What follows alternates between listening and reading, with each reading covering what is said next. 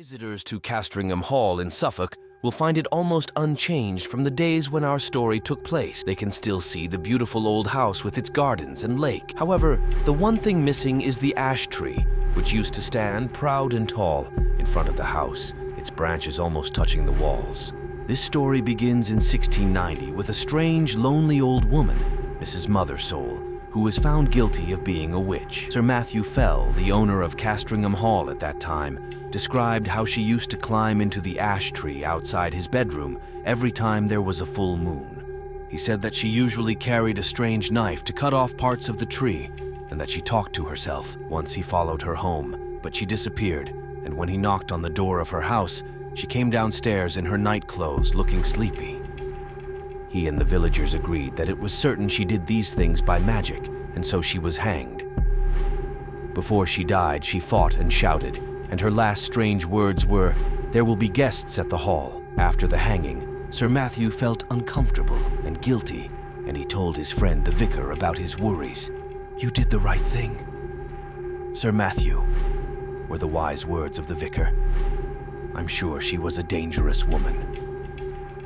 Sir Matthew felt happier. That evening, Sir Matthew and the vicar went for a walk in the gardens of Castringham Hall.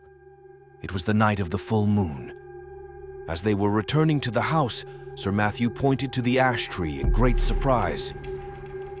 "What kind of animal is that running down the ash tree? It looks very strange."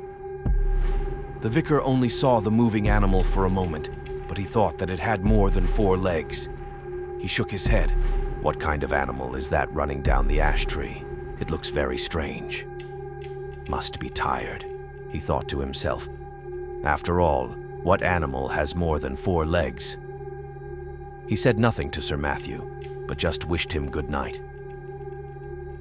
The next morning, Sir Matthew's servants were surprised not to find him downstairs at his usual time of 6 o'clock. When 7 o'clock and then 8 o'clock passed, they began to suspect that something was terribly wrong, and they went up to his bedroom. The door was locked. After knocking several times and still getting no answer from inside, they broke down the door and entered, to find that their fears were right. Sir Matthew's body lay on the bed, dead and completely black. There were no wounds or other marks on him, and everything in the room looked as usual, except that the window was wide open. His servants at first suspected poison, but the doctor who was called found no such thing, and could offer no real explanation for Sir Matthew's death. When he heard the news, the vicar rushed to Castringham Hall, and while he was waiting to hear the doctor's opinion, he looked at Sir Matthew's Bible, which was lying on a table by the dead man's bedside. He opened the book, and the first words he read were from the book of Luke, chapter 8. "Cut it down," were the words he read. The servants locked Sir Matthew's room that day, and it stayed locked up for the next 40 years. By that time, Sir Richard Fell, Sir Matthew's grandson, was living at Castringham Hall, Yandasui. He enjoyed spending money, especially on rebuilding parts of the hall. He also decided to make the local church bigger, so that his family could have a fine new seat in the new part of the church. In order to complete this building work, some of the graves in the graveyard had to be moved. One of the graves was that of Mrs. Mothersole, the old witch who began this story. The villagers were excited about the opening of her grave, and a crowd came to watch. However, they and the workmen were amazed to find the grave completely empty. No body, no bones, no dust. At about this time, Sir Richard started to sleep very badly. The wind made his fire smoke and the curtains move, and because his room faced east, the sun woke him up early in the morning. One morning he asked his servant to help him choose a better room, and he made a tour of the house, finding something wrong with each room. Each one was either too cold or too noisy, or it faced the wrong direction. Finally, he found himself outside his grandfather's old room. His servant tried to persuade him not to go in. "It's a bad room, sir. They say terrible things happened in there, and no one has opened the door since the death of your grandfather." "Sir Richard," said the stranger, "but please allow me to introduce myself. My name is William Crome. My grandfather was the vicar here in your grandfather's time. I have some papers to deliver to you." "Delighted to meet you," said Sir Richard. "James, please bring us some wine in the library, and then move my clothes and things into this room for me. I will sleep here in future." While he was drinking a glass of wine with William Crome in the library, Sir Richard looked at the papers, many of which belonged to his grandfather. Among them he found the notes made by the old vicar about the day of Sir Matthew's mysterious death. "Well, well," said Sir Richard, laughing quietly. "How very interesting. It seems that my grandfather's Bible gave a piece of advice on the day he died, and your grandfather thought it could be about that old ash tree outside the bedroom window. 'Cut it down,' the good book told him. Those were the first words your grandfather saw when he opened the Bible on the day of my grandfather's death." "Do you still have that old Bible?" asked William Crome. "I'd very much like to see it." Sir Richard found the old Bible easily. "Yes, here it is. A bit dusty, I'm afraid. Let's see what it has to tell me.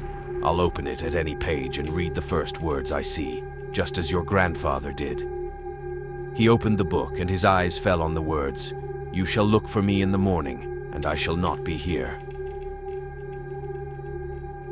Sir Richard was sure that the words were again about the ash tree. The Bible was crying to give him some advice. He ordered some of his servants to cut it down the next day.